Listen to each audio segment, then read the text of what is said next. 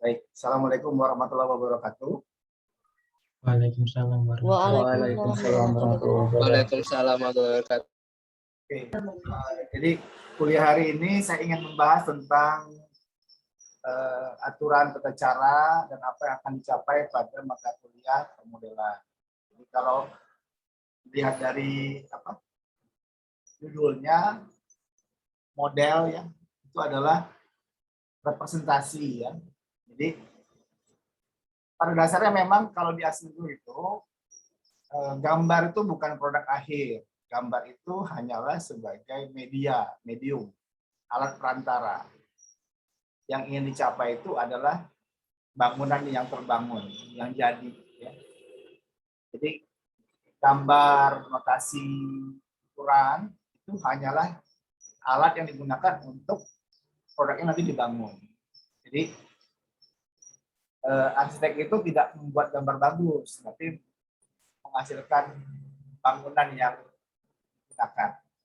Jadi, makanya kalau Anda membuat gambar desain itu jelek atau tidak tersampaikan idenya, atau klien Anda tidak paham, atau terjadi perbedaan antara apa yang diinginkan klien dengan apa yang Anda buat, tidak sama, nggak nyambung, berarti ada yang salah dari sisi penyampaian pendapat. Nah, model dalam arsitektur itu bertujuan untuk memudahkan orang-orang awam, siapapun ya, baik sesama arsitek maupun orang yang tidak kenal arsitektur ataupun klien Anda, itu untuk memahami apa yang sebenarnya Anda ingin sampaikan. Ya. Jadi kalau kita bicara model, itu bicaranya adalah pada bagaimana suatu ide arsitektur itu tersampaikan ya. Nah, kuliah ini sendiri nanti ada 16 kali pertemuan. Tapi karena kita sistemnya masih kuliah dari rumah ya, barangkali nanti akan banyak pekerjaan-pekerjaan yang sifatnya itu mandiri ya. Ya mungkin nggak ada yang mengawasi kalian kecuali kalian sendiri. Nah, untuk itulah jadwal yang saya sudah buat di e-learning itu harap Anda ikutin, karena itulah yang menjadi pedoman saya untuk mengetahui progres Anda minggu per minggunya. Tidak semua tugas tuh mingguan ngumpulinnya ya, tapi ada tugas yang memang harus per minggu harus dikumpul untuk mengetahui progresnya. Nah, sifatnya adalah Anda harus memasukkan per minggunya atau per waktu yang sudah ditetapkan. Kalaupun terlambat, ya tidak mengugurkan kewajiban untuk mengumpulkan pekerjaan yang sebelumnya. Jadi misalnya tanggal 5 Anda harus masukkan, tanggal 12 Anda harus masukkan lagi. Terus tanggal 5 Anda lewat nih. Terus sampai Anda bisa kejar di tanggal 12 misalnya. Nah, Anda tetap masukkan sesuai dengan tanggalnya aja. Materi tugas tanggal 5, Anda masukkan tanggal 5, atau tanggal 6, atau tanggal 7 ya. Terus materi tugas tanggal 12, Anda masukkan di tanggal 12. Jadi tetap seperti itu. Jangan sampai ada yang miss. Meskipun sebenarnya tugas-tugasnya adalah progres barang yang sama ya. Cuman saya ingin mintanya itu ketahuan langkah per langkahnya. Nanti sama ya, ada tugas individual, ada tugas kelompok, tapi tugas kelompok ini sifatnya mungkin opsional saja karena kita belajar dari rumah. Tapi nanti akan saya lihat perkembangannya gimana ya. Kalau perkembangannya bagus, mungkin akan dibuat tugas kelompok. Tugas kelompok ini sifatnya adalah kolaborasi ya. Mungkin satu tugas tapi dikerjakan oleh beberapa orang. Nanti Anda harus share atau berbagi file untuk membuat satu produk yang sama. Jadi mungkin produknya bikin bangunan, tapi nanti yang gambar tampaknya si A, yang gambar dedanya si B, yang gambar detail kamar mandinya si C, jadi seperti itu. Tapi ini masih opsional, lihat dari perkembangan lebih lanjut. Nanti ada ujian tengah semester, ada ujian akhirnya, terus totalnya ada 16 kali pertemuan. Materi sendiri cuma 14 kali sebenarnya. Dua-duanya itu adalah UTS atau UAS. UTS-nya itu sifatnya bisa presentasi, jadi nanti ada Biasanya di UTS saya pengen ngecek aja apakah Anda memang bisa ngerjain itu sendiri atau enggak. Itu mungkin nanti praktek menggunakan software secara online. Mungkin nanti saya minta Anda untuk menggambar garis atau membuat dinding ya, atau seperti apapun. Nanti ujian akhir semesternya itu berupa portfolio ya. Nanti saya tunjukkan beberapa produk di semester sebelumnya. Nah, tugas atau tujuan dari mata kuliah ini sendiri adalah Anda membuat gambar digital ya, gambar menggunakan komputer itu dari tugas sebelumnya. Jadi yang diambil itu adalah tugas studio 1 atau studio 2. Kalau dulunya Anda gambarnya pakai tangan, pakai sketsa, sekarang Anda harus pindahkan itu ke komputer digital. Jadi nanti tugasnya mungkin di studio 1 mungkin apa? Anda gambar terbang kali ya, atau terbang atau gambar pos jaga atau apa. Dan studio 2-nya Anda gambar rumah tinggal lantai 2 kalau nggak salah. Nah, itu nanti dibuat ulang, digambar ulang menggunakan software komputer. Tapi juga karena kita sifatnya ini adalah exercise latihan, nanti Anda akan membuat alternatif atau revisi desain dari yang gambar yang sudah Anda bikin. Jadi tugas pertamanya adalah menggambar ulang, terus tugas keduanya adalah membuat alternatif desain dari gambar yang sudah Anda gambar ulang tadi.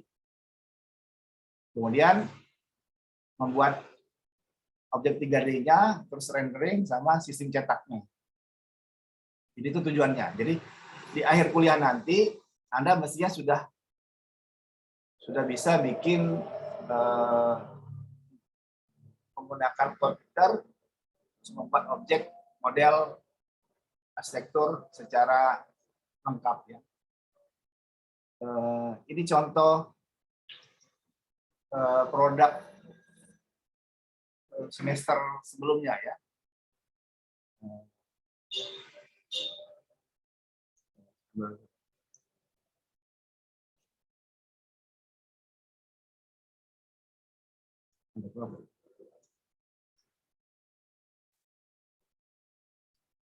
Jadi produk sebelumnya itu, nah ini misalnya,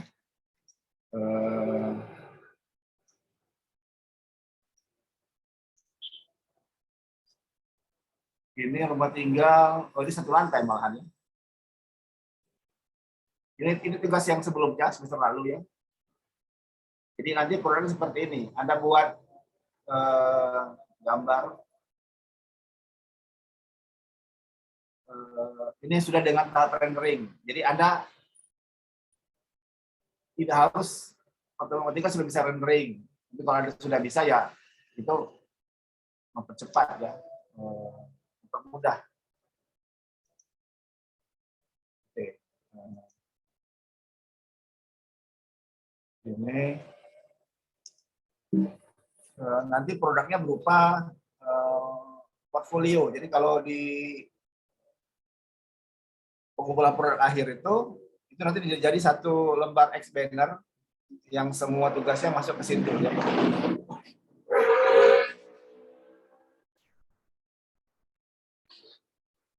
Ini maaf ini kalau ada banyak suara motor keras-keras ini memang karena rumahnya di pinggir jalan. Ini yang satu lagi.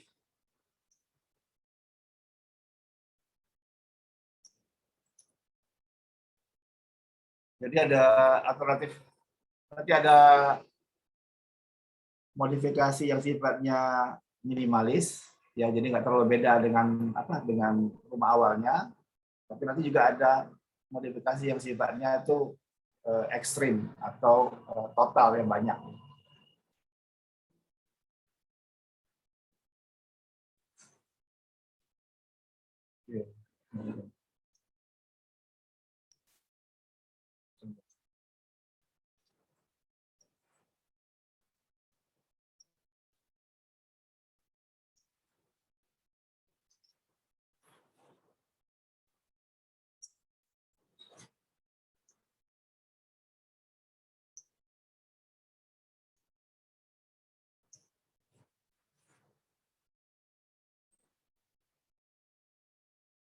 Oke, bentar. Ini agak lambat. Oke,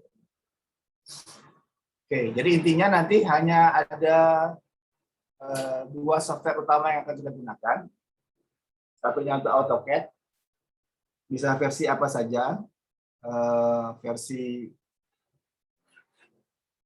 kalau ada masih komputer yang yang lama, itu masih pakai yang AutoCAD 2014 juga nggak masalah sebenarnya. Mau pakai AutoCAD yang versi baru 2021 juga boleh, silakan. Karena secara prinsip tidak terlalu banyak perubahan dari segi perintah atau komen yang digunakan. Yang berbeda hanya dari segi tampilan ya, user GUI ya, graphic user interface saja. Jadi yang biasanya model baru itu dia lebih user friendly ya. Oke. Software kedua adalah SketchUp. Sama, SketchUp juga versinya minimal versi 8. Kalau mau pakai yang versi 2019 juga boleh, silakan. Tapi SketchUp-nya harap dilengkapi dengan V-Ray ya, untuk renderingnya. Rendering di AutoCAD juga bisa sebenarnya, tapi tidak maksimal. Karena AutoCAD itu software untuk gambar yang sifatnya umum ya. Karena AutoCAD itu bisa dipakai di orang struktur, bisa dipakai orang FE, bisa dipakai orang produksi, orang industri. Makanya kemampuan renderingnya, walaupun di versi terakhir itu sudah diperbarui, itu masih kalah dengan software khusus rendering ya. Rendering itu kalau ada material itu dikasih dikasih atribut ya. Jadi misalnya kaca mengkilat tembus pandang, itu beda dengan aspal yang dia matte ya, yang dia tidak tembus pandang dan dia nggak mantulin cahaya. Rendering itu memberikan perbedaan material baik dari warna, permukaan maupun tekstur ya. Kalau misalnya kulit jeruk dan kulit apel itu nggak sama, nah itu dibedain dari renderingnya. Sama juga dengan pengaruh dari matahari ya. Itu juga akan pengaruh pada seberapa besar pantulan cahaya yang dilakukan oleh objek tersebut. Nah, nanti ada satu lagi yang namanya BIM, Building Information Modeling. Nah, ini adalah objek atau software yang berbeda sama sekali dengan AutoCAD maupun SketchUp. Karena penggunaan alat-alatnya atau tools-nya itu berbeda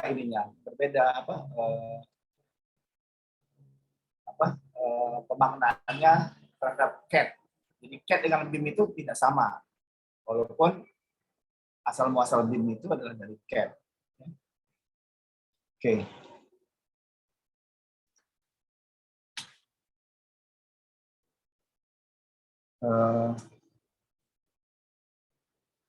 Anda, saya harap bisa menginstall atau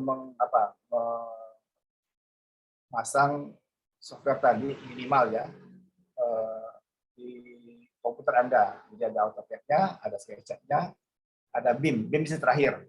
BIM sendiri nanti bisa macam-macam. Bisa pakai Revit, bisa pakai MicroStation, bisa pakai Tekla, bisa macam-macam ya. Sama seperti AutoCAD pun bukan satu-satunya software gambar ya. Jadi kalau nanti Anda lihat dari berbagai macam software, AutoCAD itu bukan satu-satunya program, tapi dia termasuk program yang populer, yang banyak digunakan. Bukan berarti dia lebih bagus, bukan. Sama seperti Anda beli sikat gigi ya, atau beli mie goreng ya. Apakah semua mie goreng adalah Indomie? Enggak semua. Tapi yang paling populer, yang paling banyak digunakan itu ya merek itu.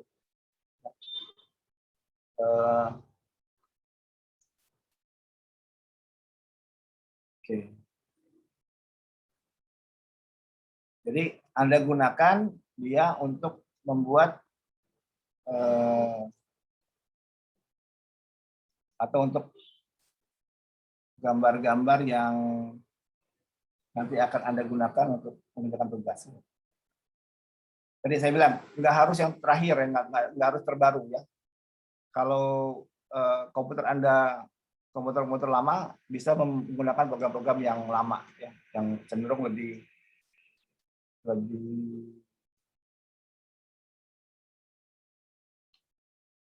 ramah terhadap ini, terhadap apa? Terhadap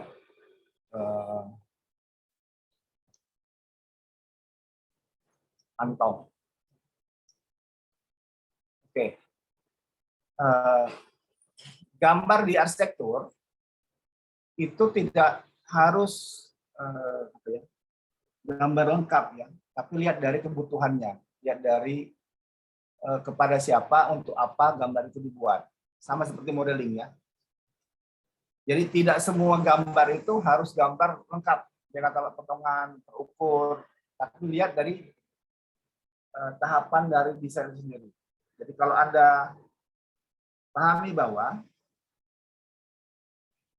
gambar-gambar arsitektur itu, gambar produk arsitek itu ada beberapa tahapannya.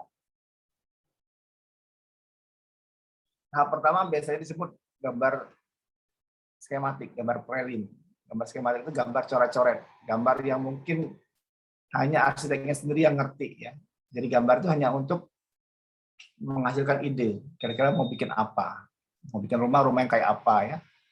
Kalau mau bikin apa, bikin desain itu masih banyak, masih mungkin berubah. Beda dengan gambar yang ini. Kalau gambar ini adalah gambar kerja. Gambar kerja ini adalah gambar untuk dibaca oleh orang lain, untuk dibangun.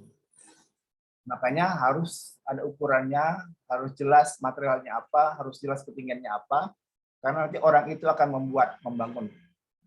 Tukang atau mandor atau kontraktor yang dia bisa mengerjakan itu tanpa perlu kehadiran arsitek untuk menjelaskannya.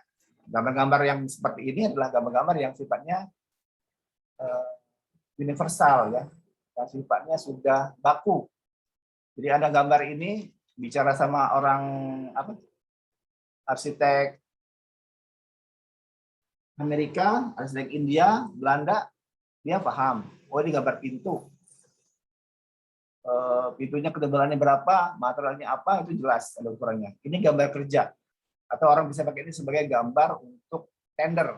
Tender itu adalah proses di mana orang menawar harga total keseluruhan proyek untuk nanti dikerjakan. Gambar tender itu hampir sama lengkapnya dengan gambar kerja.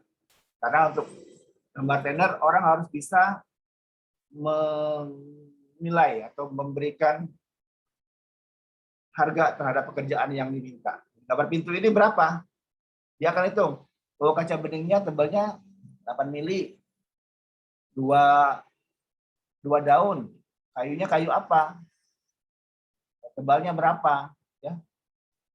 Terus kalau pakai handle-nya apa mereknya? Nah, gambar-gambarnya adalah gambar kerja. Jadi kalau ada gambar ini untuk gambar kerja, ini belum lengkap. Karena apa? Karena ada beberapa yang dia tidak bisa masukkan harganya karena nggak tahu barangnya apa. Misalnya apa? Handle-nya ini ya. Handle-nya cuma satu. Apakah cuma satu yang diperlukan? Terus kalau satu, tipenya apa? Mereknya apa? Karena harga handle itu sendiri mulai dari harganya cuma berapa? 15.000 sampai harga 1 juta itu ada.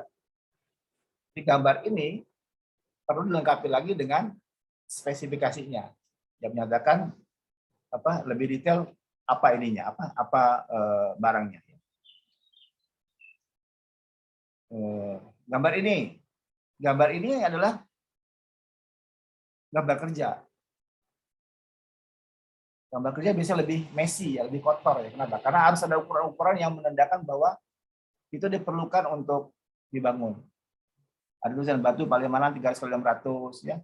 Batu andesit, ada pintu ganda kayu jati, itu menjelaskan apa ininya. Tapi kalau ini dibuat sebagai gambar skematik, gambar prelim, itu nggak perlu. Malah cukup dikasih warna saja, ya. Biar dia Biar dia mudah dipahami ya. Gambar ini ya, ini juga gambar kerja. Ya. Gitu. Gambar ini gambar struktur. Kadang-kadang arsitek diminta untuk bisa menggambar struktur. Menggambarnya boleh, tapi menentukan dimensinya itu perlu hitung-hitungan. Makanya kita perlu orang sipil untuk menentukan TB1 ya, tebal balok 1, 200 kali 350. Itu angka itu nggak muncul dengan kira-kira, tapi itu dihitung dari perhitungan strukturnya. Nah, kadang-kadang gambar ini dibikin oleh orang sipil. Kadang-kadang. Tapi kadang-kadang orang sipil ngitungnya, yang gambar arsiteknya. Tergantung bagaimana kesepakatannya. Ya. Jadi harus dipastikan siapa mengerjakan apa. Kalau ada orang nanya, apa sih bedanya gambar struktur dan gambar sektor? Ya ini bedanya. Gambar struktur biasanya nggak pakai warna, nggak pakai apa. Dan dia lebih banyak notasi keterangan-keterangan seperti ini ya. Ukuran terus ada penjelasan-penjelasan tambahan. Kalau gambar sektor, ya seperti ini misalnya. Seperti ini. Ini bukan gambar kerja. Ini lebih ke arah gambar skematik atau gambar prelim. Kenapa? Karena dia menunjukkan bagaimana, meskipun dia gambar potongan, ya, potongan di atas, potongan di bawah ini adalah gambar potongan yang sama. Cuma bedanya apa? Yang di atas ini kepentingannya untuk orang awam, untuk klien, untuk orang biasa, dan di bawah ini untuk tukang atau untuk mandor, untuk mengetahui, oh ternyata lantainya keramik, terus dindingnya dinding bata. Orang awam bisa pakai ini, dia ngerti. Oh ini nanti kalau dipotong seperti ini. Jangan salah Anda, kadang-kadang orang-orang awam juga nggak ngerti apa itu masuk gambar potongan, gambar denah itu apa, gambar perspektif itu apa, dia nggak paham. Kalimat-kalimat itu, perspektif, aksonometri, gambar potongan, tambah denah itu adalah bahasa yang umum digunakan oleh para arsitek dan para D3 arsitek atau para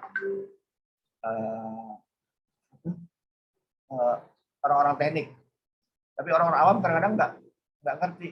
Jadi kadang-kadang kalau dikasih gambar potongan denah, itu dia nggak paham ini maksudnya apa nih. Ini kok ada meja kursi, kadang-kadang nggak ada meja kursi. Kadang-kadang ada gambar pola lantai. Apakah pola lantai itu termasuk dinding juga atau bukan? Makanya harus paham dengan apa tujuan dari satu gambar itu dibikin. Ini gambar apa? Ini gambar kerja. Gambar potongannya kelihatan ini, ada tanahnya berapa segala macam itu. Nah, Anda harus paham bahwa tujuan gambar itu sesuai dengan bagaimana gambar itu dibikin. Jadi kalau Anda bikin gambar ini ke klien, itu nggak guna. Karena mereka nggak ngerti ini. Tapi kalau gambar ditujukan ke kontraktor, ke tukang, ini baru kepake. Pemilihan gambar yang tepat itu akan berpengaruh pada nanti pada saat Anda membuat suatu usulan gambar, desain-desain. Jadi jangan bikin gambar yang sebenarnya untuk tujuan yang berbeda. Gambar ini misalnya, gambar ini gambar, jadi kadang tidak ada aturan baku untuk membuat suatu gambar penyajian ya.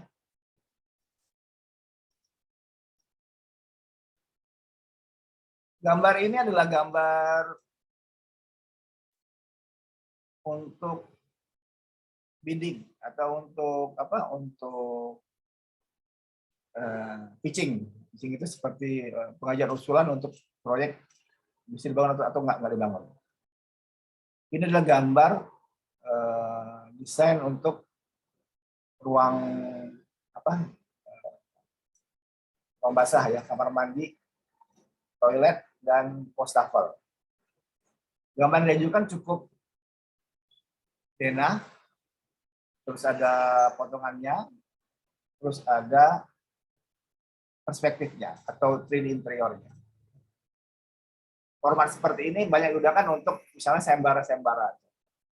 Jadi hanya hal-hal penting saja yang akan dimasukkan karena tujuannya adalah bagaimana desain itu diterima atau disetujui.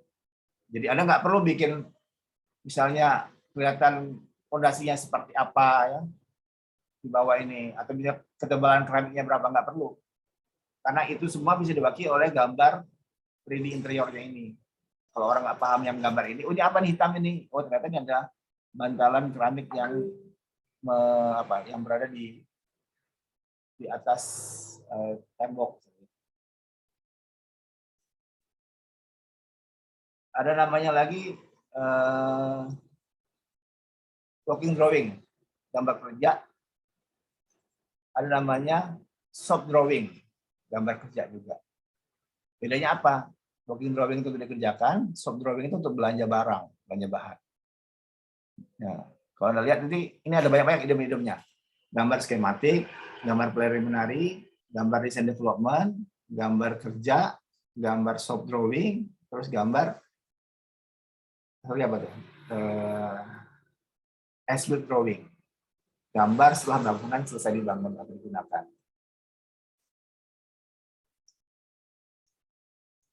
Ini misalnya. Ini satu lembar sudah meliputi semuanya.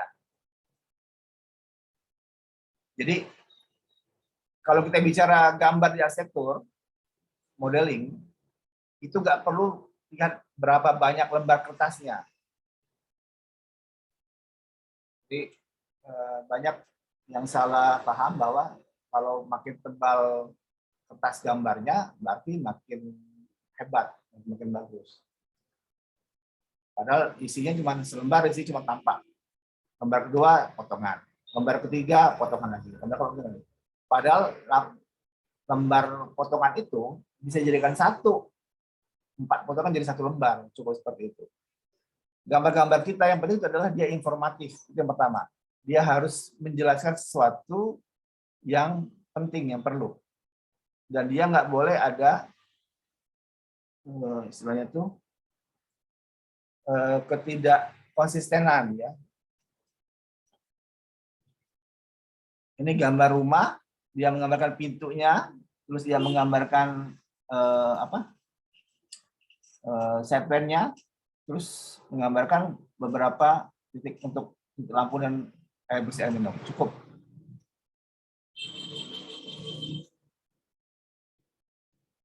Ini gambar struktur, gambar fondasi. Ini gambar arsitektur, gambar detail, gambar denah. Diperlukan untuk nanti kalau membuat tabel pintu jendela.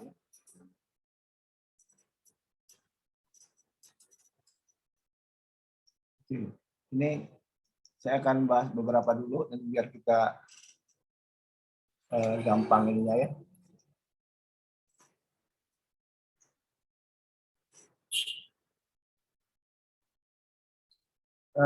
Ini gambar untuk sebagai materi untuk ke klien, orang awam. Jadi penting untuk memberikan impresi atau pesan bagaimana hasil akhir dari produk desain Anda.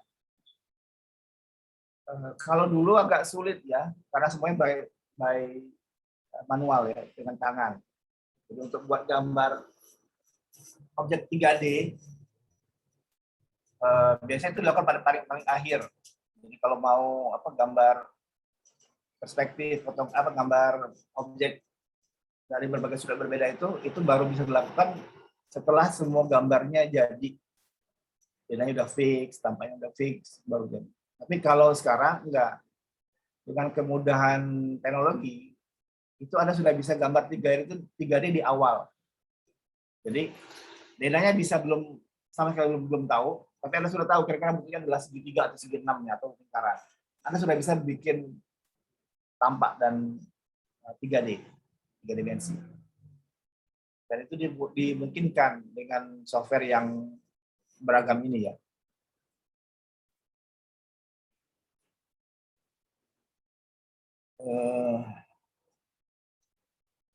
Kalau dulu gambarnya kayak gini.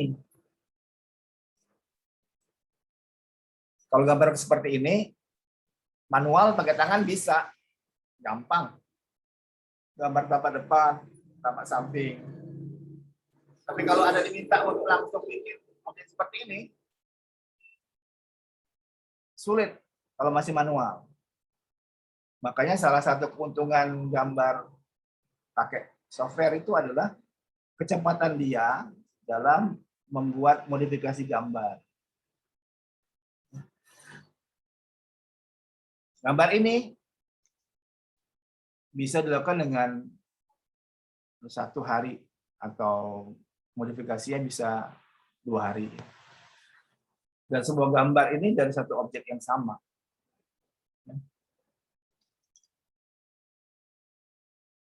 Oke, sekarang saya balik lagi ke sini ya.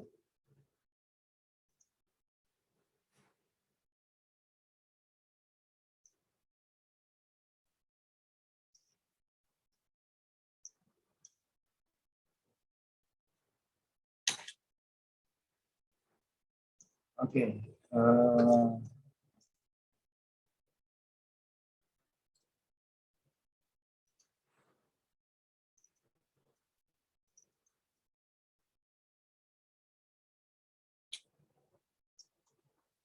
Nanti itu apa? Saya ada tulis di absennya ya. Saya di absen di chat ya, tolong di absen aja. Ditulis sesuai dengan ini aja, sesuai dengan apa yang Anda pilih. Jadi hanya absen sesuai dengan mata kuliahnya. Oke, apa itu model ya? Model itu dari bahasa Latin, modulus atau modus, yang berarti adalah sesuatu yang diukur. Jadi model itu adalah representasi mini dari objek yang akan kita bikin. Tapi kadang-kadang juga model bisa 1:1. Jadi kalau ada bikin hotel ya, 300 kamar ya, yang ada bikin model itu 1 kamar utuh. Tipe tertentu ya, tipe kamar standar dia ada 100 misalnya. Itu dibuat 1 modelnya 1:1. Dibuat seperti ukuran sebenarnya. Atau kalau misalnya Anda beli ke real estate, ada rumah contoh, itu adalah model 1:1.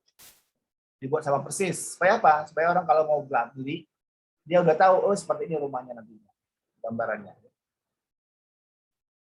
Jadi kalau menurut kamus tata bahasa, model itu adalah bahasa kata benda ya. Adalah representasi 3 dimensi dari seseorang atau barang yang biasanya dalam ukuran yang lebih kecil, smaller scale. Kalau Anda sering lihat mobil-mobilan diecast ya, 4 wheel, itu adalah model 1:75 kali, 1:35. Itu adalah ukuran dari mobil seperti mobil sebenarnya. Tapi dia dalam tipe lebih kecil. Nah, selain itu juga dia bisa dalam menggunakan material model itu bisa menggunakan peraliat ya, atau dari lilin ya, atau dari kertas, atau dari gabus, atau dari sesuatu yang lebih durable, yang lebih tahan lama. Kalau sekarang sudah ada printer 3 dimensi, pakai bahan plastik. Ya. Lebih mudah lagi sekarang. Anda tinggal gambar objeknya, Anda cetak dalam bentuk 3 dimensi. Bahkan sekarang orang sudah membuat printer untuk membuat bangunan. Jadi dinding itu dicetak, di print langsung di lokasi. Anda bayangkan ada dia menyusun dinding bata, tapi dinding beton, tapi itu dicetak oleh mesin pencetak dinding. Model adalah sesuatu yang digunakan sebagai contoh, sebagai representasi ya. Tapi kalau dalam bahasa matematika, model juga sering digunakan sebagai deskripsi matematika ya. Model perhitungan apa rumus Pitagoras gitu. Itu modelnya.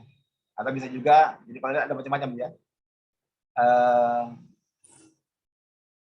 Excellent example of quality, contoh dari kualitas. Jadi biasanya kalau orang bikin barang dalam jumlah banyak, misalnya mass production, ya, bikin piring, ya, bikin sendok, itu nggak langsung bikin 1000, 20.000, nggak, bikin satu dulu. Nanti begitu yang satu itu sudah oke, setujuin, baru dicetak banyak. Nah, satu itu namanya model. Atau orang bisa sering prototype ya. Contoh yang paling utama, yang pertama. Dan dijadikan sebagai acuan ya. Atau model juga kita bisa sering dijadikan sebagai orang yang memperagakan ya, foto model ya. Atau orang yang berpose atau apa sebagai artis ya. Atau merupakan particular design atau versi tertentu dari suatu produk. Jadi produknya bikin seri A, kayak iPhone 1, 2, 3, 4, 5, 6, begitu, beda-beda modelnya. Barangnya tuh tidak sama ya.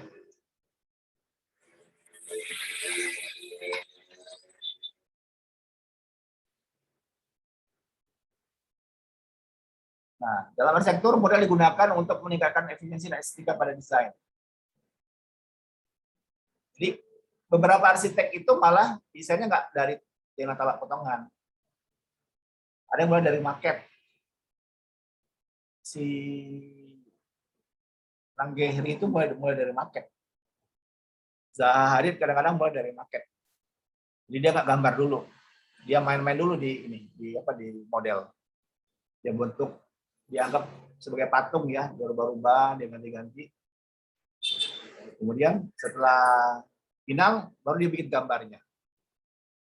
Dengan teknologi sekarang, maket itu bisa di scanning pakai fotogrametri ya, difoto, di scan jadi objek 3 dimensi, terus dipindahin ke dalam komputer, terus baru dibuat gambarnya. Nah, kecepatan model 3D lebih cepat dikonstruksi secara virtual dibanding 2D, jika menggunakan interpretasi data bagi para profesional lainnya dan akan mempercepat penyelesaian masalah pada proyek. Yang hal seperti ini nanti kelihatan dalam BIM, Building Information Modeling, bahwa objek 3D itu menjadi mudah dipahami dalam rangka untuk koordinasi antar ilmu ya. Arsitek nggak pernah bekerja sendiri, dia perlu orang sipil, dia perlu orang FE, dia perlu orang struktur ya untuk menjadikan bangunan itu bisa berfungsi. Bangunan kalau cuma dinding sama atap aja, nggak ada air, nggak ada listrik ya, nggak ada utilitas lainnya, itu nggak akan berfungsi. Kemudian presisi atau ketepatan dalam kontrol pengendalian 3D laser sekarang dapat mengumpulkan data akurat dari lokasi. Dan skenario visualisasi memberikan kemudahan what if skenario. Gambar akurat dari bagaimana perubahan dan penanganan pada tahap desain. Ini juga sama, ini mudah dipahami pada waktu Anda mengerjakan secara BIM. Terus modeling juga akan memudahkan dan mengurangi waktu kerja karena fleksibilitas dalam ketepatan 3D model.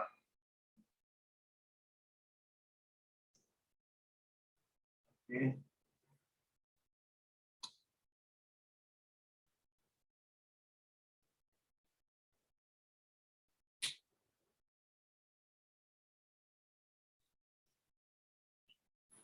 Nah, terus apa bedanya CAD dan BIM?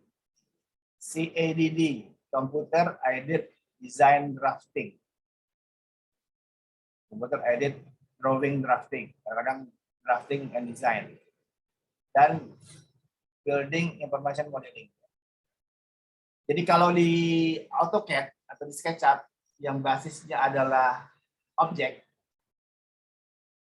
itu dia pengenalannya adalah garis, lengkung, titik, bidang. Ya. Jadi kalau di situ disebutkan bahwa rectangle atau segi 4 di AutoCAD itu bisa berarti macam-macam ya. Bisa sebagai akuarium ikan ya, bisa atau bisa helikopter pad, tempat helikopter. Tapi dia lebih ke arah objek yang berdiri sendiri. Nah, tapi kalau BIM, dia tidak melihatnya sebagai objek garis titik atau lingkaran ya enggak, tapi dia sebagai elemen. Jadi dia adalah sebagai dinding, dia sebagai lantai, atau dia sebagai atap. Jadi setiap objeknya itu adalah elemen jadi. Makanya dia akan sangat spesifik ya. Jadi BIM atau Building Information Modeling menambahkan layer data dari tiap gambar. Jadi kalau ada buat garis di AutoCAD itu bisa. Tapi kalau ada bikin garis di BIM itu harus jelas dulu garisnya apa. Bukan sembarang garis. Garis itu ada maknanya. Garis itu apakah dia wallpaper, apakah dia misalnya kabel, apakah dia apapun itu ya. Jadi you also specify whether it is a floor, a door, or window, dan lain sebagainya. Jadi kalau di BIM itu harus jelas produknya. Dan setiap objek itu sudah ada atributnya masing-masing. Jadi kalau Anda bicara ini dinding, Anda harus sebutkan ini dinding apa? Oh, dinding bata. Oke, batanya pakai bata apa? Pakai bata merah atau dipakai bata batako atau dipakai bata ringan. Terus berapa tebalnya? Tapi kalau ada pakai CAD, AutoCAD atau SketchUp nggak perlu. Ada gambar aja garis. Mau itu apa nantinya itu nanti saja, tidak ditentukan sekarang. Tapi kalau BIM, Anda harus tentukan saat ini juga. Karena itu akan berpengaruh pada bagaimana model itu akan bekerja. Nah, makanya nanti BIM itu akan lebih berguna pada saat tahapnya tahap DED atau Design Detail Engineering. Bukan pada saat awal skematik atau preliminary drawing. Kalau Anda mau cari ide, cari-cari bentuk seperti apa itu dari nol, jangan pakai BIM. Karena di sana akan sangat terkotak-kotak, terganggu. Kalau kita dengan narik garis, dia akan tanya, ini apa nih garis ini? Tapi kalau Anda kerjakan di AutoCAD atau di SketchUp atau Anda gambar pakai tangan, ada gambar garis itu bisa jadi apapun. Mau dia jadi awan kayak, mau dia jadi lantai kayak, mau dia jadi apa, itu nanti terserah. Makanya fleksibilitas desain itu kurang dalam BIM. Ya. Tapi untuk komunikasi antar desain berbeda, untuk kegiatan pengecekan, crossing, koordinasi, itu BIM akan lebih bermanfaat.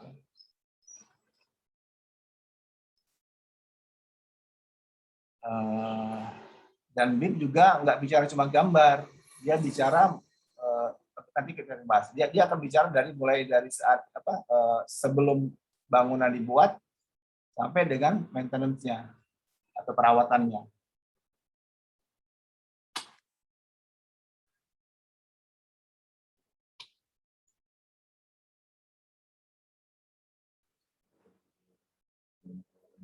Ini beberapa software ya.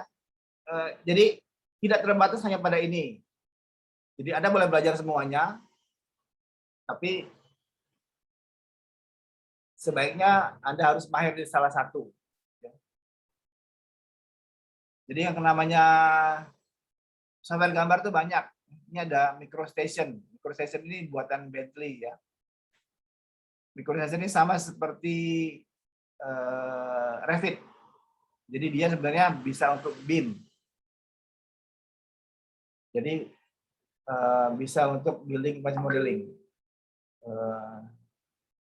Tapi dulu MicroStation ini hanya bisa dipakai untuk Mac atau Apple. Nah, sekarang dia sudah bisa dipakai untuk Windows juga. Nah, MicroStation ini dulu tahun 2000 ke bawah ini sangat terkenal ya, karena dia melampaui Autodesk dengan AutoCAD-nya. Tapi sekarang nggak terlalu banyak. Tapi beberapa perusahaan masih menggunakan ini ya, MicroStation. Prinsip gambarnya hampir sama dengan AutoCAD kalau Anda lihat. Atau Revit, bukan AutoCAD. Kemudian ada SketchUp ya. Nah, SketchUp ini tadinya dikembangkan oleh Google ya, Trimble. Tadinya digunakan untuk membuat objek-objek 3D pada Google Earth tadinya. Tapi ini kemudian sering digunakan karena sangat intuitif, sangat memudahkan orang dalam membuat desain 3D. Karena SketchUp itu basisnya ada 3D, bukan seperti AutoCAD yang basisnya ada 2D ya. Jadi orang menggambar di SketchUp itu sudah berpikir secara 3 dimensi. Jadi ada benda, kemudian ada ketinggiannya, objeknya. Dan penggunaannya pun termasuk mudah ya, karena dia mainnya adalah push and pull, dorong dan tarik. Perintahnya gampang, tidak seperti AutoCAD yang sangat-sangat teknik ya. Garisnya berapa derajat ke kiri, berapa banyaknya. SketchUp nggak perlu. Anda bisa bikin sembarang garis, kemudian langsung Anda bikin 3D-nya. Oke.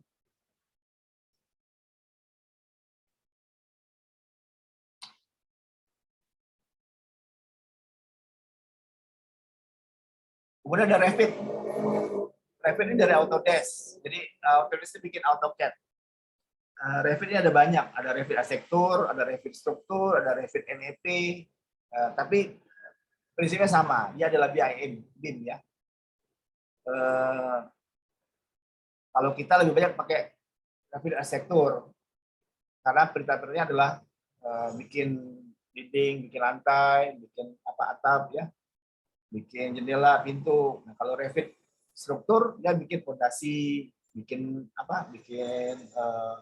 penahan. Ya. Kalau Revit MEP bikin untuk pipa-pipa, untuk sprinkler misalnya, untuk AC, lebih spesifik. Tapi Revit secara umum dia untuk BIM. Kenapa dia pilih, kenapa banyak pecahannya? Karena software ini mahal ya.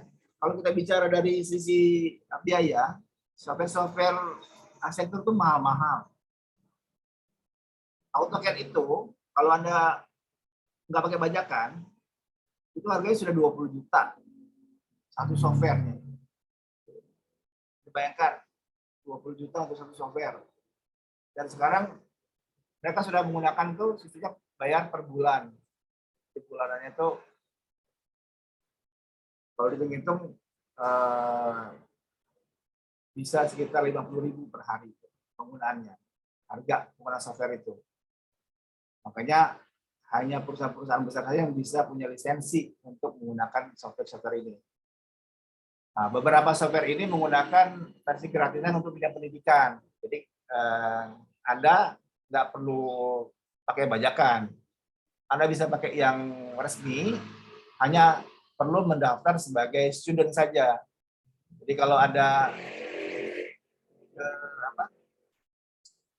ke websitenya Autodesk misalnya, Anda bisa download yang versi student. Jadi nggak perlu beli bajakan. Anda bisa bikin akun, Anda download langsung dari ininya, dari websitenya. Kemudian Anda tinggal mendaftarkan nama Anda dan ID Anda. Yang misalkan Anda mahasiswa. Itu Anda bisa menggunakan software yang legal ya, bukan yang bajakan. Itu nanti ada Kalau nggak salah per 3 tahun ya umur pakainya, habis itu bisa diperbarui lagi selama Anda masih jadi mahasiswa. Jadi nggak perlu software bajakan, bisa pakai software asli. Ada juga namanya soft plan ya. Soft plan ini seperti apa? Desain-desain rumah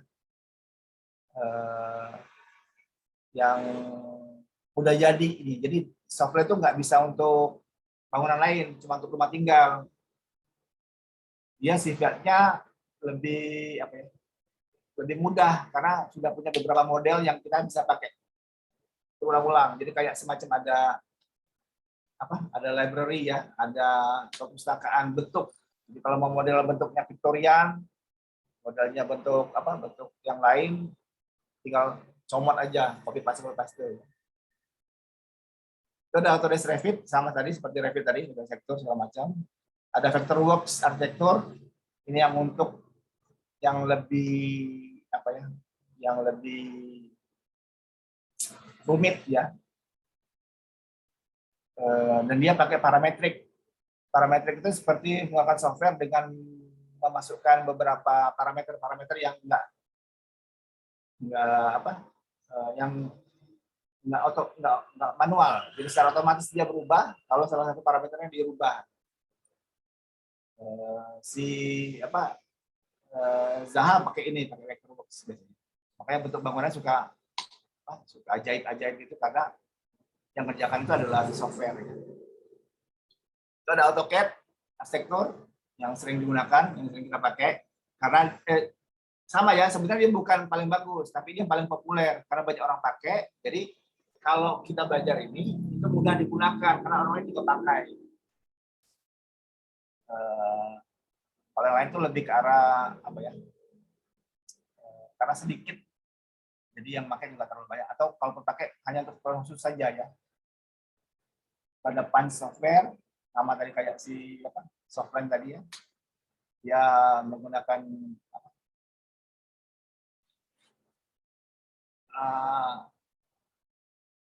library ya untuk bentuk-bentuknya. Terus ada chip arsitek untuk rumah-rumah atau bangunan arsitek ya. Kemudian ada ArchiCAD. Jadi yang sekarang yang 3 big yang memegang apa software terbesar itu adalah AutoCAD dari Autodesk, ArchiCAD, dan MicroStation Bentley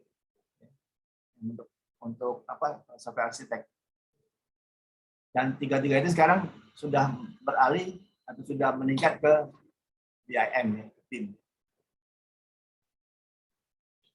Nah, SketchUp juga bisa jadi BIM. Hanya perlu tambahan yang namanya plugin ya. Plugin itu seperti program software tambahan di software utamanya. Sama kata di SketchUp, begitu ada perlu rendering, ada masukkan V-Ray-nya. Jadi itu adalah program rendering di SketchUp. Nah, kalau itu jadi BIM, SketchUp itu perlu spec, Open Studio, sama 4D Virtual Builder. Ya. Nah, BIM atau 3D arsitektur itu juga ada namanya FreeCAD, ada namanya apa? B-Processor, ada namanya Revit, ada ArchiCAD. Ini yang bisa BIM. Jadi tidak semua program gambar itu bisa BIM, tapi semua BIM itu adalah program gambar. Tidak semua yang namanya apa, software tadi Punch itu bukan program BIM, dia gambar objek biasa aja. AutoCAD yang versi bawah ya. AutoCAD itu bukan BIM. Kalau mau yang BIM-nya itu namanya Revit. Jadi Autodesk ciptakan yang namanya BIM, satu lagi ciptakan namanya CAD. Bedanya apa? Kalau CAD itu kita gambar itu gambar manual, tapi pakai komputer. Kita gambar garis, kita gambar denah, kita gambar potongan. Nanti begitu kita mau gambar tampak, kita gambar lagi tampak, kita gambar lagi nanti apa perspektif. Kalau BIM enggak, kita gambar satu objek, itu udah jadi semua. Dena tambah potongan perspektif 3D itu udah jadi semua. Jadi kalau di BIM itu adalah satu objek, tapi dia membuat gambar-gambar lain sudah ada, tapi di CAD kita buatnya satu-satu. Gambar Dena sendiri, habis Dena gambar tampak sendiri, habis tampak gambar potongan sendiri, habis itu gambar 3D sendiri, habis itu gambar perspektifnya sendiri. Itu bedanya.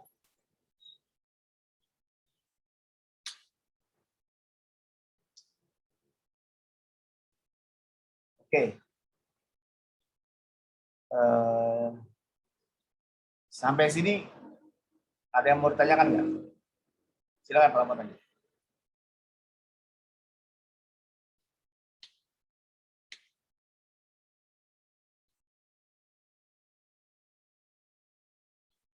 Udah jelas belum kira-kira apa ininya? Apa yang harus Anda kerjakan?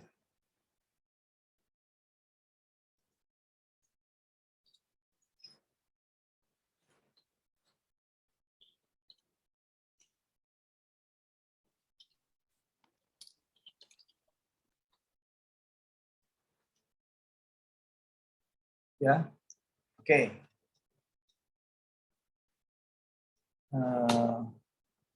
Nanti kuliah kita tidak semuanya ada Zoom ya. Zoom ini hanya kalau ada perlu materi yang akan dibahas. Sebagian besar mungkin lebih banyak di e-learning saja, ya. Jadi Izin Pak, ya, ya. kalau untuk rendering itu lebih enteng Lumion apa V-Ray Pak?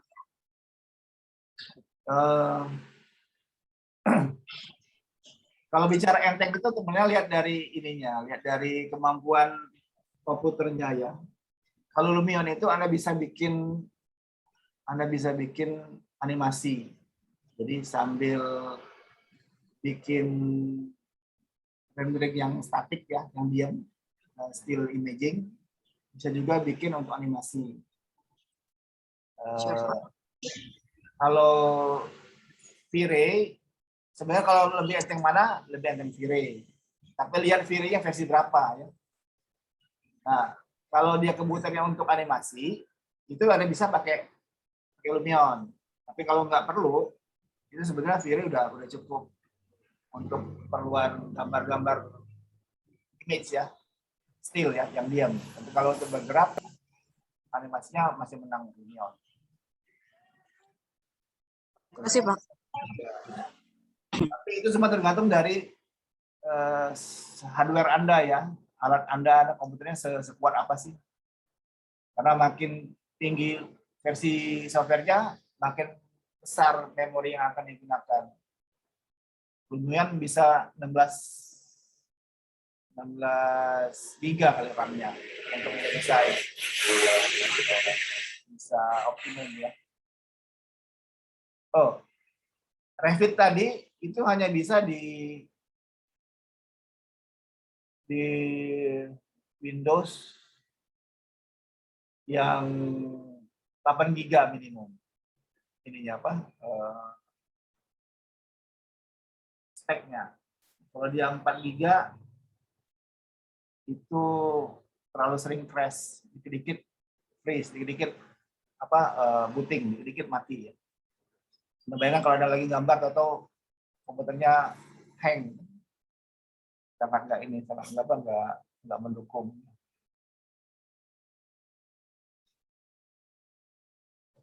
Oke.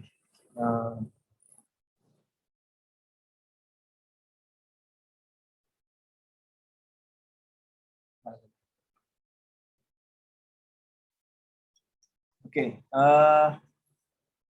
Jadi intinya nanti selesai dari kuliah ini, Anda bisa menggunakan paling tidak ya, itu ada 2 software gambar, AutoCAD dan SketchUp, dan memahami BIM. BIM-nya mungkin nanti di semester 4-5 kalian bisa pakai, kalau pernah mau pakai.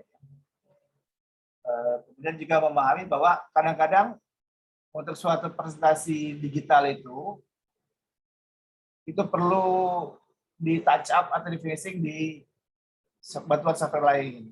Jadi kadang-kadang Anda harus mengerti Photoshop ya, Adobe Illustrator ya, untuk layout ya, untuk pemasangan bagaimana bagaimana perletakan dari masing-masing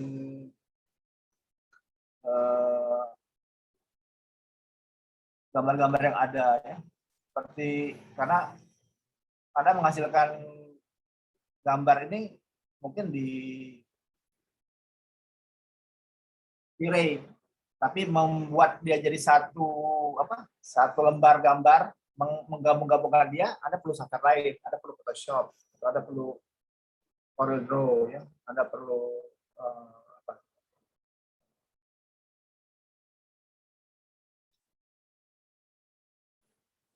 software lain untuk memudahkan Anda dalam menyatukan gambar-gambar ini. Jadi kadang-kadang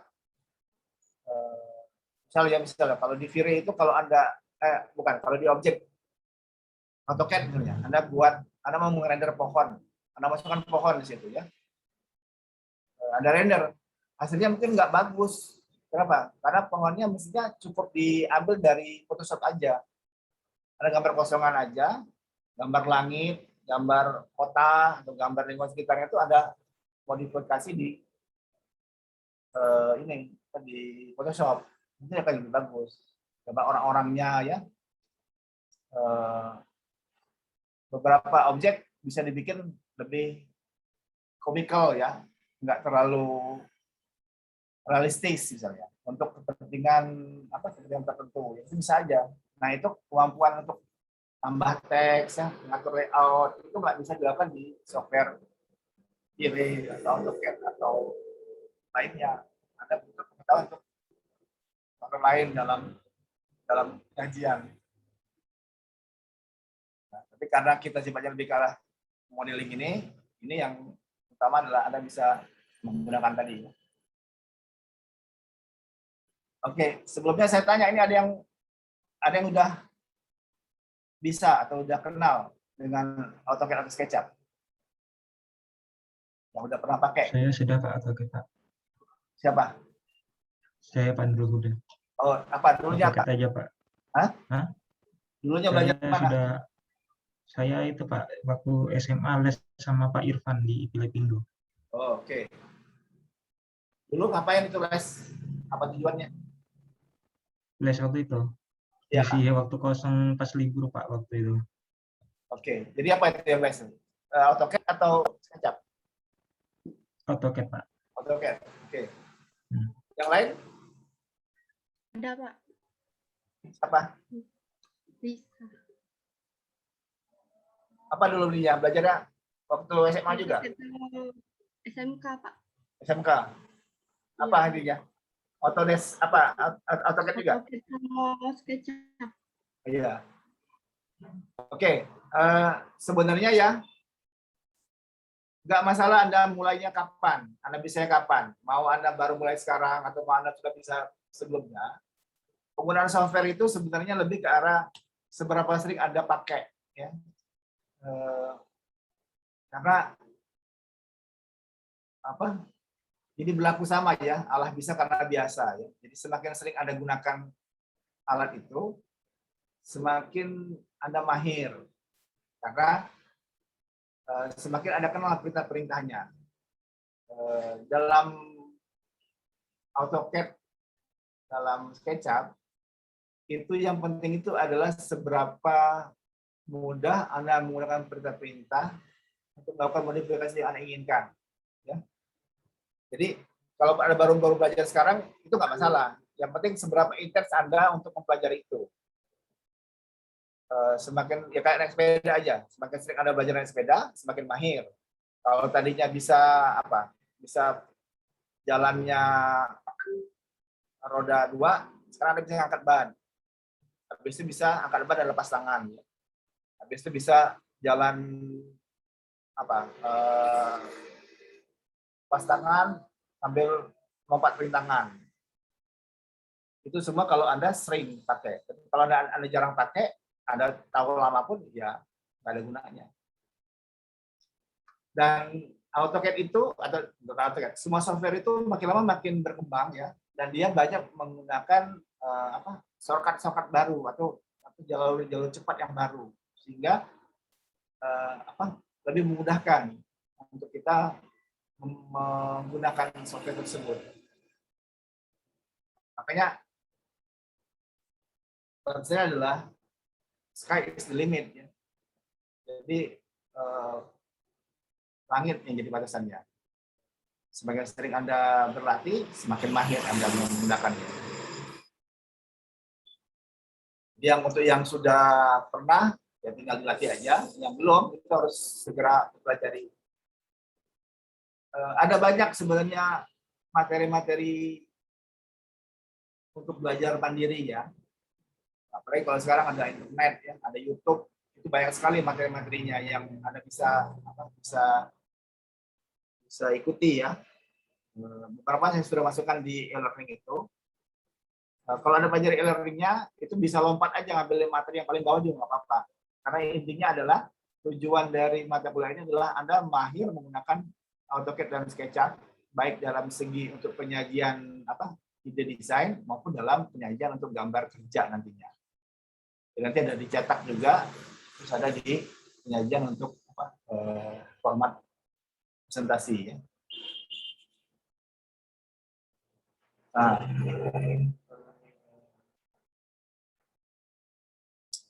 tugas, oke, kita bicara tugas ya. Tugas Anda untuk minggu ini ya, minggu pertama ini itu adalah Anda mencari atau Anda mengirimkan scan foto ya atau image Anda kirimkan ke e-learning, itu adalah gambar yang Anda kerjakan di studi 1 atau studi 2. Jadi gambarnya ada gambar tadi ya. Dena tugasnya apa? Tugas studi 1 apa? Gerbang atau apa? Atau yang lain ya. Terus gambar studi 2 itu misalnya rumah tinggal. Atau kalau Anda nggak ada itu, Anda cari objek lain atau gambar lain yang bisa Anda ambil dari majalah atau bisa ambil dari koran atau dari apa. Anda foto, nanti benda itulah yang akan Anda buat gambar digitalnya. Jadi ada dua gambar ya. Satu objek sederhana, bisa gerbang, bisa pos jaga, bisa kios, atau bisa apapun yang sifatnya standalone ya. Satu lagi adalah rumah tinggal 2 lantai. Nah, rumah tinggal 2 lantai kalau Anda belum pernah ngambil studio 2 atau Anda sudah ngambil studio 2 tapi Anda merasa gambarnya kayaknya biasa-biasa aja, Anda boleh ngambil objek lain, gambar rumah lain yang besarnya kira-kira sama ya, mungkin sekitar 150 sampai 300 meter persegi, gambarnya 2 lantai. Nah, foto atau scan gambar itu Anda kirimkan ke e-learning. Jadi baru foto dan ini aja, baru objek yang akan Anda buat gambar 3 dimensinya. Nanti baru minggu berikutnya yang kita akan progres ya. Anda buat gambar denahnya, gambar-gambarnya, gambar potongannya menggunakan software AutoCAD. Nanti sembari itu kita akan mengadakan pertemuan untuk membahas beberapa perintah gambar pada software-software yang disebutkan tadi. Saya juga akan memberikan materi tentang ini tanda-tanda gambar ya, atau cara gambar, karena beda gambar, beda tujuan, beda juga cara penyajiannya. Ya. Jadi misalnya bagaimana seharusnya itu gambar denah itu dibuat, bagaimana mestinya notasi tulisan keterangan judul gambar itu dibandingkan dengan gambarnya sendiri. Ada standar gambar manual, ada standar gambar digital. Terus bikin modelnya. Jadi setelah gambar 2D itu kan berarti kan dia cuma gambar panjang lebar ya. Gambar ini kan nggak perlu ketinggian. Gambar tampak juga nggak perlu ketinggian. Nah, nanti setelah gambar 2D baru meningkat ke gambar 3D. Nah, kalau tadi Anda sudah belajar AutoCAD-nya tadi masih basic 2D, nanti kita akan belajar yang 3D-nya. Bagaimana mengubah gambar denah yang panjang lebar itu mempunyai ketinggian. Kita extrude atau kita kasih elevasi ya. Kemudian baru kita menggunakan SketchUp untuk kalau tadi pakainya softwarenya AutoCAD, baru kita pakai softwarenya SketchUp. Bisa nggak atau boleh nggak ada mulai dari SketchUp dulu? Ya bisa aja, nggak masalah. Jadi saya tidak mengharuskan Anda harus menggunakan software apa, ya. Tapi yang penting software itu memudahkan Anda untuk mengartikulasikan desain yang ada di dalam pikiran Anda. Dan software tersebut bisa menjadi jembatan bagi Anda untuk mengkomunikasikan desain Anda ke orang lain. Jadi tujuan kita gambar itu bukan menghasilkan gambar yang indah menurut kita, tapi ada sebagai media untuk berkomunikasi dengan klien orang lain. Apakah gagasan kita itu disetujui atau tidak disetujui oleh dia? Makanya kalau Anda melakukan asistensi ke dosen misalnya, gambar dicoret ini salah, itu tak apa-apa. Karena tujuannya bukan gambar itu, tujuannya adalah desainnya. Apakah gambar itu sudah memenuhi kaidah desain yang benar? Nanti ada SketchUp, ada rendering itu pewarnaan ya, tadi saya bilang. Kemudian modifikasi desain. Jadi dari gambar yang tadi Anda sudah contoh bulat-bulat sama persis, kemudian Anda buatkan ininya apa? Modifikasinya. Dirubah ya, dipanjangkan, dikecilkan, diputar, dibalik, ya, itu modifikasi desain. Kemudian tata letak dan cetak. Bagaimana memasukkan semua gambar-gambar itu menjadi satu informasi yang memudahkan. Ya. Nah, dari ini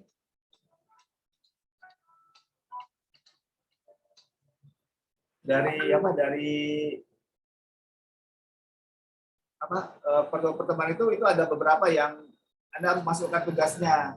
Tadi saya bilang ya. Masukkan, jangan jangan terlewat. Karena itu akan berpengaruh pada penilaian. Jadi saya nilai itu sesuai dengan sesuai dengan jadwalnya ya. Kalau terlewat, pastikan kamu memenuhinya di minggu berikutnya. Oke. Nah, produk akhir berupa portfolio design ya. Jadi hanya selembar yang berupa gambar-gambar ini tadi ya, gambar-gambar apa? Gambar-gambar yang Anda sudah buat.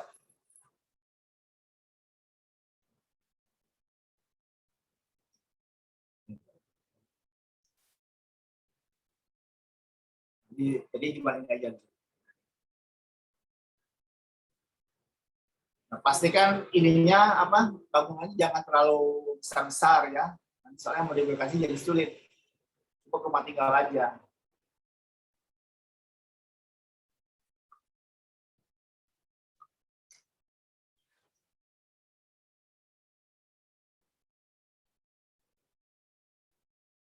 Oke.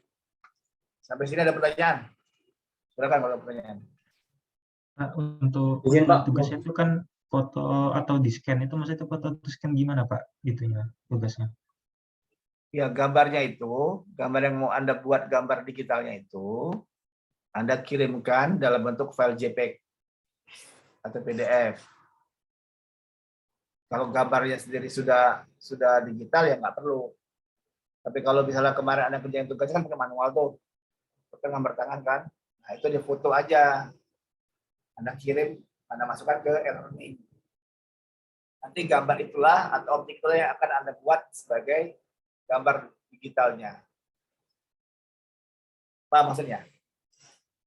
Jadi gambar mana yang akan bikin untuk dijadikan sebagai ini, sebagai objek. Jadi ya, misalnya. Nah ini yang selalu nih. Dia gambarnya ada rumah jaga tuh. Ya. Nah, kemudian dia buat modifikasinya berubah menjadi seperti ini. Ya. ini misalnya. Ini. Jadi Anda bisa masukkan gambar ini rumahnya nih. Ini kan di foto nih. Gambar tampaknya sama gambar aslinya seperti ini. Tampak denah misalnya. Nah, kemudian dia gambar ulang, dia bikin gambarnya aslinya. Kemudian dia buat modifikasinya seperti ini. Ini yang aslinya, ini yang gambar modifikasinya. Akan desain. Ini kan berbeda tapi nggak terlalu banyak bedanya. Ini misalnya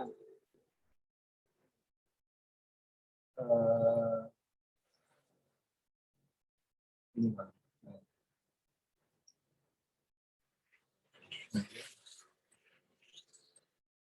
Nah, ini gambar awalnya seperti ini, ya. Kemudian dia rubah jadi seperti ini. Ini gambar asli, foto sederhana. Ini yang kompleks, ini yang chaos. Chaos itu sebenarnya lebih banyak modifikasinya, berbeda dengan rumah yang lama. Jadi Anda tinggal cari, kemudian Anda buat modifikasinya. Ini gambar yang asli ini. Rumah desain dia yang di studio 2. Ini yang produk akhir dia lakukan modifikasinya. Nanti hal yang sama Anda bikin pada waktu tugas ini. Anda masukkan dulu foto atau gambar-gambar tugas-tugas Anda yang akan Anda buat digitalnya. Kemudian nanti gambar itulah yang akan Anda modifikasi untuk menjadi bentuk baru, desain baru. Nah, nanti produk akhirnya adalah berupa portofolio ini. Jadi satu lembar isinya adalah ini. Yang dinilai nanti adalah tata letaknya, terus bagaimana teknis desain Anda, renderingnya, ini ya, renderingnya. Rendering ini kan sebenarnya Anda harus masukkan rumput, ada pohon, ada awan, ya. Ada yang malam hari, kan beda malam hari ada lampunya segala macam. Itu juga akan menjadi penilaian. Semakin banyak teknik yang Anda masukkan pada waktu ini, pada waktu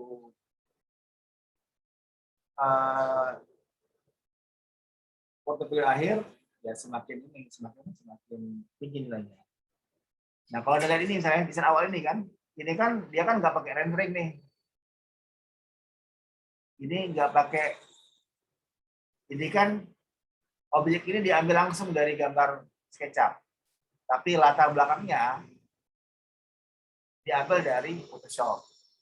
Ini kan ditempel nih. Ya, mungkin mobilnya iya, mobil sama ini iya, tapi yang gambar belakang ini dia tempel. Kan kelihatan. Kualitas ini juga kelihatan, ya. Kualitas desain juga kelihatan. Mana yang diambil, mana yang dia, tapi ini kan kelihatan bahwa dia bisa pakai Photoshop.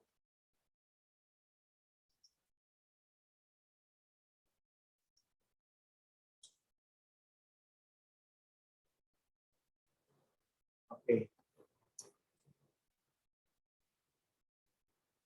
Oke. Tadi siapa lagi mau tanya tadi? Ada lagi?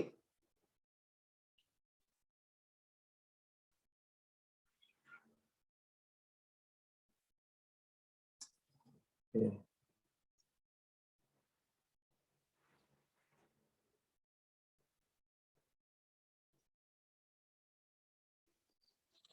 Izin bertanya, Pak. Ya, silakan.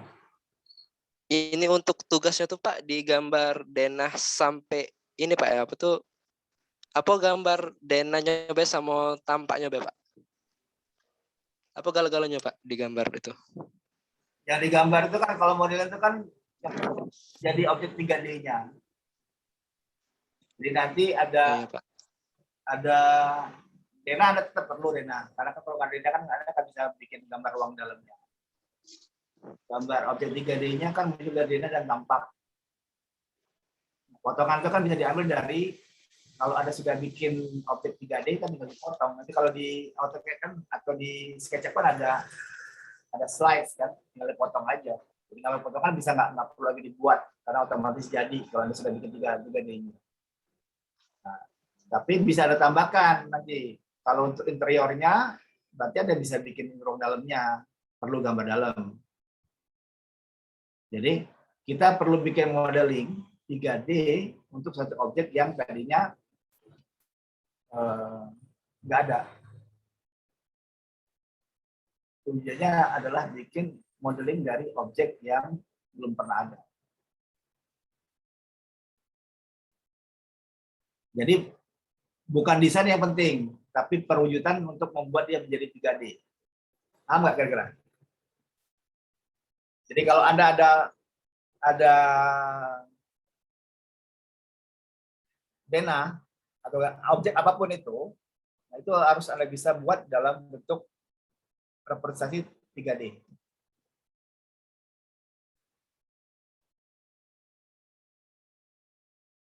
Jadi mau seberapa detail, ya tergantung Anda aja mau seberapa detail.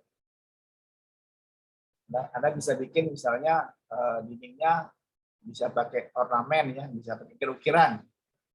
Ya akan beda nilai dengan yang dia cuma polos aja pakai warna aja, beda. Paham maksudnya? Jadi kita bukan bikin gambar seperti gambar kerja, bukan. Ada ukurannya, ada notasinya segala macam, enggak. Untuk gambar denahnya iya. Gambar denah itu harus ada ukuran segala macam. Tapi apakah perlu misalnya ada notasi, ada gambar bata, beton segala macam, ada potongan? Mungkin nggak perlu. Karena yang kita pikir adalah lebih ke arah gambar untuk preliminary, gambar untuk mengajukan ide desain. Jadi targetnya adalah klien atau orang biasa. Jadi dia bisa pakai gambar-gambar yang denah pakai warna-warna juga boleh. Menunjukkan material berbeda pakai warna boleh. Bahkan denahnya atau potongannya bisa pakai apa? Bisa pakai background juga boleh.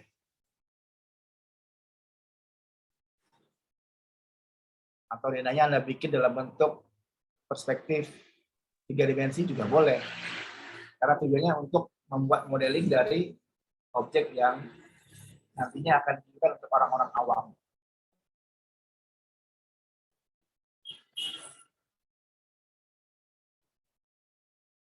Paham ya? Jadi gambar denah dan tampak potongan itu harus ada buat dalam bentuk denah tampak potongan biasa. Nah, kemudian Anda buat modelnya dalam bentuk 3 dimensi. Seberapa perlu Anda informasi yang Anda buat untuk buat 3 dimensi itu ya tergantung Anda. Kalau dari denah kosongan Anda bisa bikin objek yang lengkap, ya silakan, nggak masalah. Toh nantinya kalau misalnya objek itu disetujui, Anda kan tetap harus bikin gambar kerjanya kan. Tapi kita nggak ke sana.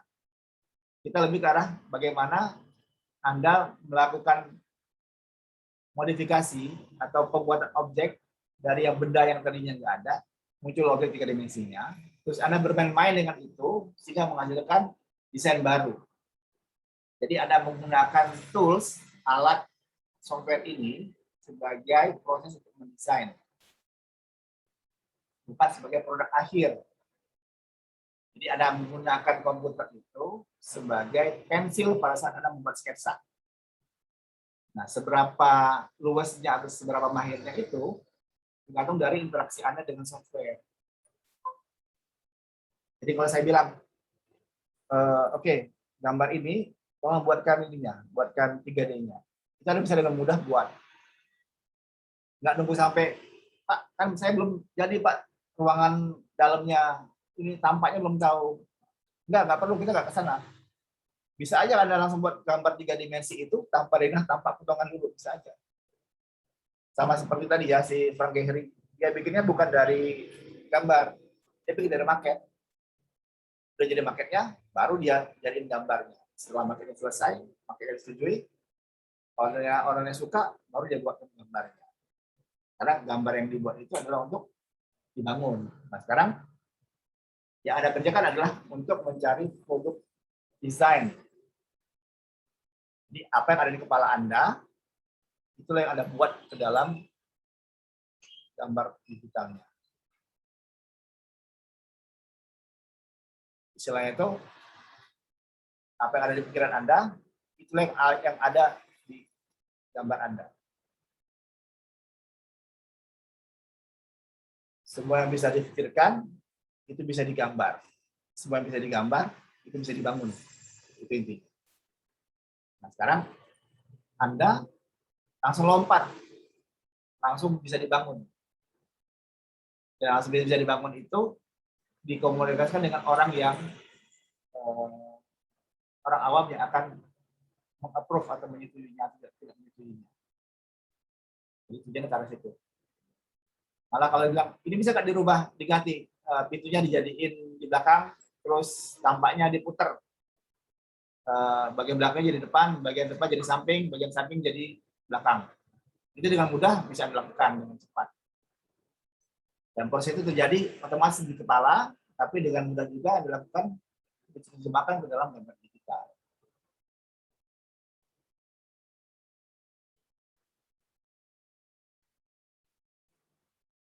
Paham ya? Paham, Pak. Oke. Jadi gunakan alat atau software ini sebagai tools, alat bantu mendesain. Bukan sebagai apa ya, hambatan Anda untuk mencari ide. Ini contohnya. Orang pindah dari mesin tik ke komputer itu tidak berubah cara ininya, cara kerjanya. Jadi kalau dia ngetik itu satu-satu misalnya, kepada yang terhormat, dia pakai cara ketik biasa. Jadi dia ngetik di mesin tik KEPADA. Di komputer sudah punya shortcut, misalnya dia nggak perlu lagi menulis kepada, dia tinggal tulis K aja, karena K itu shortcut kepada pada. Bapak Ibu tinggal BI aja, BI langsung Bapak Ibu otomatis. Kalau dia mau mengcopy atau hanya menduplikasi, dia nggak perlu bikin baru. Kayak yang lama tinggal di paste aja. Jadi bekerja dan berpikirnya secara computerized, bukan hanya memindahkan dari mesin tik ke keyboard. Sama, kalau ada menggunakan AutoCAD atau SketchUp, itu bukan sekedar memindahkan, kalau tarik garis lurus dari titik 1 ke titik 2, itu ditarik dari kiri kanan. Bukan seperti itu. Tapi Anda sudah pakai computerized. Bisa Anda pakai parametrik misalnya. Kalau titik A lebih kecil dari 1 dan B itu ketinggiannya 2, itu harus tarik garis secara otomatis. Anda mungkin nggak perlu menarik garis pakai mouse, tapi Anda cukup masukkan parameter aja. 1, 2 menjadi garis. Atau Anda buat misalnya otomatisasi sehingga kalau garis itu perlu banyak, Anda pakai shortcut aja. Tapi paste dia berjalan sendiri. Jadi berpikirnya secara computerized. Beberapa hal-hal yang sifatnya duplikasi, pengulangan, itu kan dengan mudah dilakukan oleh komputer. Jangan dilakukan manual. Buat kolom yang sama untuk jarak per 3 meter. Ke kanannya ada 4, ke atasnya ada 20 misalnya. Kan nggak perlu bikin satu. Cukup pakai perintah array misalnya. 20 kali 3 misalnya. Dengan jarak 3 meter. Nah, itu dilakukan dengan otomatis. Jadi berpikir komputer dengan menggunakan komputer.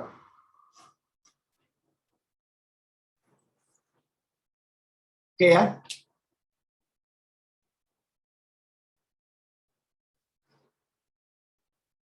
Oke, baik. Mungkin itu saja dulu obrolannya. Silakan nanti kalau ada pertanyaan dan lain-lain itu bisa ditanyakan di grup WhatsApp ya, kalau ada. Semua hal-hal yang menyangkut tugas, menyangkut materi kuliah, itu tanyanya langsung di grup WhatsApp saja. Jangan di Japri langsung ya. Atau kalau misalnya di e-learning itu ada yang namanya forum diskusi, karena dituliskan di situ apa yang menjadi masalah Anda atau apa yang mesti jadi pertanyaan. Nah, selebihnya tanya jawab bisa dilakukan atau tugas-tugas itu dimasukkan melalui e-learning yang ada. Atau jika ada kesulitan, misalnya filenya terlalu besar, atau misalnya nggak bisa login atau nggak bisa masuk, Anda bisa kirimkan ke email saya untuk tugas-tugas ya. Itu saya tulis di situ ininya apa. Tapi ini hanya untuk backup saja. Kalau ternyata Anda nggak bisa memasukkan tugas karena misalnya servernya lagi down, atau misalnya lagi jaringannya lebih susah atau seperti apa ya. Jadi kirimkan ke situ, tuliskan tugas materi keberapa.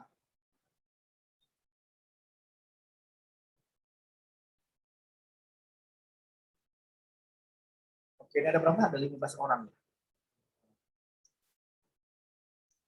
Oke. Sebelum ditutup, ini dulu apa? Mau dinyalain dulu kameranya. Saya mau ini dulu apa? Mau foto.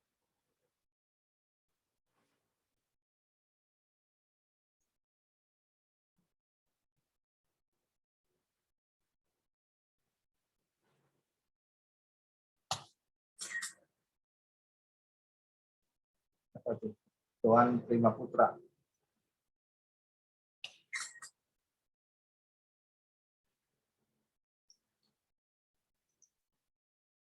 Oke, baik. Terima kasih atas kehadirannya. Mudah-mudahan kita segera selesai ini ya pandeminya. Kalau memang sudah selesai, Anda bisa kuliah di kampus, bisa ke lab. Tapi kalau enggak, sementara ini ya nggak mau itu dulu apa di rumah dulu aja. Tugas-tugas nanti dikirim. Semua punya komputer kan? Ada laptop nggak? Ada yang nggak punya laptop? Kalau nggak ada laptop, Anda harus mau nggak mau harus ke warnet saja ya, kerja di warnet. Kalau masih ada warnet. Tapi kalau nggak ada ya, tadi saya bilang nggak harus software yang terakhir, bisa gunakan aja AutoCAD yang versi terbawah. SketchUp yang versi 8 udah ada tiringnya Pak, udah gampang. Oke, semoga tetap sehat ya, jaga kesehatan selalu. Jangan lupa untuk kerjain tugas yang diberikan sesuai dengan jadwal yang sudah ada. Demikian saja. Saya ucapkan Assalamualaikum warahmatullahi wabarakatuh. Waalaikumsalam. Waalaikumsalam warahmatullahi Warahmatullahi wabarakatuh. wabarakatuh.